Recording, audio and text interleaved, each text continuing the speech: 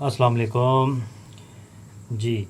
तो हमने last class में ये सीखा था कि आपने ASP.NET MVC की डिफ़ॉल्ट एप्लीकेशन कैसे बनानी है। तो मैं उम्मीद करता हूँ कि आपने प्रैक्टिस की होगी। तो आज की क्लास में हम ये सीखेंगे कि एप्लीकेशन में जो डिफ़ॉल्ट फाइल्स और फ़ोल्डर्स ऐड होते हैं उनका क्या पर्पज़ है, एप्लीकेशन का आर्किटेक्चर क्या है और इसका स्ट्रक्चर क्या है। ये मोस्ट इम्पॉर्टेंट पॉइंट है। अगर आपको इसके आर्किटेक्चर का नहीं पता होगा तो आप कैसे उसको हैंडल करेंगे, कैसे मैनेज करेंगे और कैसे इसके साथ डेवलपमेंट करेंगे। तो जैसे ही आपकी एप्लीकेशन क्रिएट होती है विल स्टूडियो में, तो ऑटोमेटिकली कुछ फाइल्स और डायरेक्टरीज़ जो कि आपके प्रोजेक्ट में ऐड हो जाती हैं, जो कि आप इस इमेज में देख रहे हैं। तो आज हम इनको डिटेल से डिस्कस करेंगे कि इन फाइल्स का और डायरेक्टरीज़ का क्या पर्पज़ है। तो चलिए हम स्टार्ट करते हैं। ऐप डेटा से देखेंगे, इसके अंदर जो लोकल डेटाबेस की फ़ाइल्स होती हैं या MDF जो भी डेटाबेस की फ़ाइल की एक्सटेंशन है, ये XML मल्टीपल पर्पज़ के लिए, रीड राइट के लिए या ऑथेंटिकेशन के लिए। तो हम यहाँ से देखते हैं इसको। सबसे पहले हमारे पास ये जो आ रहा है कनेक्टेड सर्विस, ये टीम फाउंडेशन की के लिए यूज़ होता है कि आपने TFS टीम फाउंडेशन सर्वर के साथ इसको कनेक्ट करना है। ये नेक्स्ट हम किसी क्लास में इसके लिए अरेंज करेंगे और इसमें सारी चीज़ इसको डिस्कस करेंगे। दैन हमारे पास प्रॉपर्टीज़ हैं, ये इसकी बिल्ट इन है कुछ असम्बलीज़ की, इसको हम नहीं कुछ भी चेक करेंगे। हम रेफरेंस में आएंगे। रेफरेंस में वो बिल्ट इन लाइब्रेरीज़ हैं जो कि इसमें ऐड हैं डिफ़ॉल्ट में, जो जिनसे हम डिफरेंट क्लासेस को यूज़ करेंगे। ये देखें यहाँ पे MVC की है, क्योंकि हमारी एप्लीकेशन MVC है तो इसकी लाइब्रेरी यहाँ पे ऐड है। इसी तरह ऐप डेटा की है, इसी तरह जेसन की है। तो ये सारी चीज़ें हम यूज़ करेंगे तो हमें ज़्यादा क्लियर होगा। दैन हमारे पास ऐप डेटा का फ़ोल्डर है, जैसे इसमें हम डेटाबेस से रिलेटेड फाइल्स स्टोर करते हैं, कंटेन करते हैं। और XML की फ़ाइल हैं, कुछ डिफरेंट ऑथेंटिकेशन के लिए, मल्टीपल पर्पज़ के लिए हम इस फ़ोल्डर को यूज़ करते हैं। दैन हमारे पास ऐप स्टार्ट का फ़ोल्डर है। इसके अंदर 3 फाइल्स होती हैं, 3 क्लासेस हैं, बंडल कॉन्फ़िग की, फ़िल्टर कॉन्फ़िग की और राउट कॉन्फ़िग की।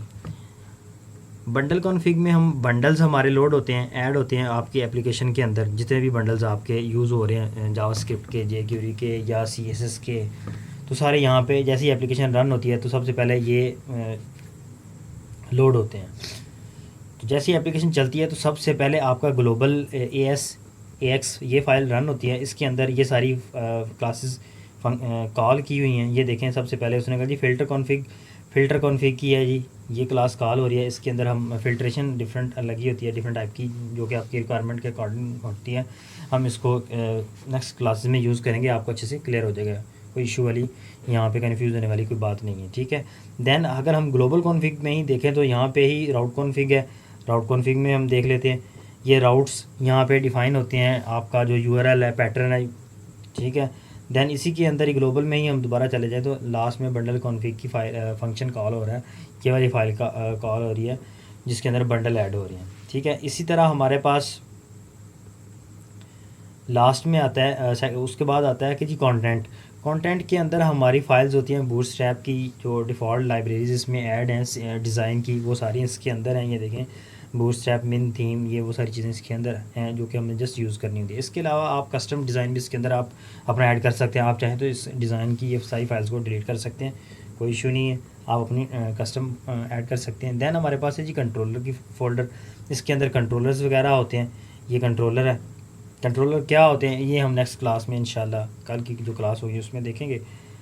तो उसके बाद हमारे पास फ़ोल्डर आ रहा है फ़ॉन्ट्स का। ये भी बूटस्ट्रैप के फ़ॉन्ट्स इसमें डिफ़ॉल्ट इंस्टॉल हो गए हैं। आपने अगर ये यूज़ करने हैं तो ठीक है, फ़ॉन्ट टेक्स्ट स्टाइल, अदरवाइज़ आप अपने यूज़ कर सकते हैं, इसमें ऐड कर सकते हैं। दैन हमारे पास मॉडल है, यहाँ पे मॉडल्स वगैरह हमारे होते हैं, ठीक है। उसके बाद स्क्रिप्ट का फ़ोल्डर है, इसके अंदर JS और जावास्क्रिप्ट रिलेटेड सारी फाइल्स होती हैं और यहाँ पे आप अपनी कस्टम भी ऐड कर सकते हैं और इनको डिलीट भी कर सकते हैं। और दैन हमारे पास आता है व्यू के फ़ोल्डर के अंदर हमारे पास व्यूज़ होते हैं। हर कंट्रोलर का अपना व्यू फ़ोल्डर होता है, उसके अंदर उसके व्यूज़ होते हैं। जैसा कि हमारे पास कंट्रोलर में होम कंट्रोलर है की क्लास है। कंट्रोलर को मैं क्लास कह रहा हूँ, कोई इशू नहीं, आपको ये क्लियर हो जाएगा कि उसको मैं क्लास क्यों कह रहा हूँ। देन उसके अंदर उसने एक व्यू हमें इंडेक्स का दिया हुआ है, एक कॉन्टैक्ट का और एक अबाउट का। ये हम अभी इसको देख लेते हैं, इसको रन करके।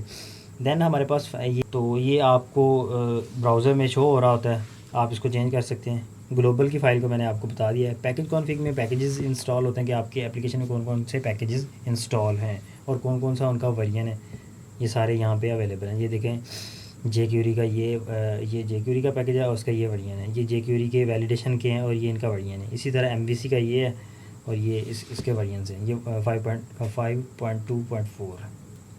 देन हमारे पास वेब कॉन्फ़िग की फ़ाइल है। वेब कॉन्फ़िग के अंदर भी डिफरेंट कॉन्फ़िगरेशंस की फ़ाइल्स होती हैं।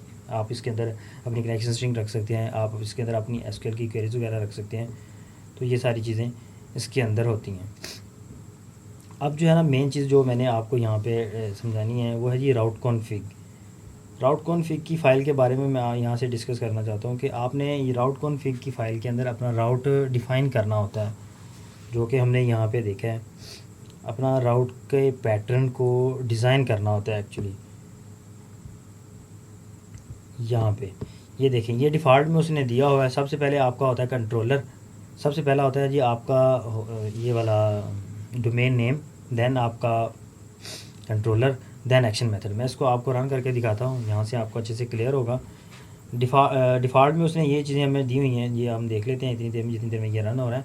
कंट्रोलर होता है, उसके बाद उसका एक्शन मेथड होता है, देन उसके पैरामीटर होता है ID, जिसको हम दिखा रहे हैं यहाँ पे। ये ऑप्शनल है यहाँ पे, ठीक है। यहाँ पे ये रन हो रहा है, मैं अभी आपको यहाँ से क्लियर करवा देता हूँ। और ये कंपेयर किया हुआ है इसने, पुरानी टेक्निक थी जो ASP.NET वेब फॉर्म्स की थी। उसमें जनाब आपका डोमेन नेम होता था, देन आपका पेज का नेम होता था, देन उसकी एक्सटेंशन होती थी .aspx, ठीक है। ये MVC में ऐसा नहीं होता है। MVC में होता है जी आपका राउट नेम, सॉरी आपका, हाँ जी, राउट नेम, उसकी पोर्ट नंबर, देन आपका कंट्रोलर और देन आपका एक्शन मेथड। जैसा कि हम इसको यहाँ पे भी देख रहे हैं, इन राउट कॉन्फ़िग फ़ाइल के अंदर डिफ़ॉल्ट आपने URL पैटर्न सेट किया होता है। आपका पहले कंट्रोलर होता है, एक्शन मेथड होता है और फिर आपकी ID होती है, ठीक है जी, पैरामीटर जिसको हम कह रहे हैं ID को। यहाँ पे देखें, URL pattern is considered only after the domain name part in URL। For example URL pattern जो है आपका कंट्रोलर है, एक्शन है और ID है। ये उसने दिखाया हुआ यहाँ पे, आपका लोकल होस्ट है, ये आपका डोमेन नेम है, उसके बाद ये आपका पोर्ट नंबर है, सपोज़ ये आपका 1 2 3 4, देन आपका ये कंट्रोलर है, देन एक्शन मेथड है और देन आप एक्शन नेम है, सॉरी, और देन आपका पैरामीटर है। यहाँ पे मैंने इसको रन किया है, यहाँ पे भी आप देख सकते हैं। ये देखें, यहाँ पे ये आपका लोकल होस्ट है, आपका डोमेन नेम है, उसके बाद ये कॉलन के बाद आपका ये पोर्ट नंबर है। देन आप देखेंगे आपको ये डिफ़ॉल्ट में उसने सेट किया हुआ है। अगर हम यहाँ पे इसका कंट्रोलर कॉल करते हैं तो फिर भी हमें यही शो होगा। ये देखें, URL में ये लिखा है और ये शो हो रहा है। देन अगर हम इसमें और चेंज करें, डिफ़ॉल्ट में उसने यहाँ पे देखें इंडेक्स रखा हुआ है, एक्शन मेथड, हम यहाँ पे इंडेक्स लिखेंगे तब यही कॉल होगा। अगर यहाँ पे हम चेंज कर देंगे तब ये कॉल नहीं होगा।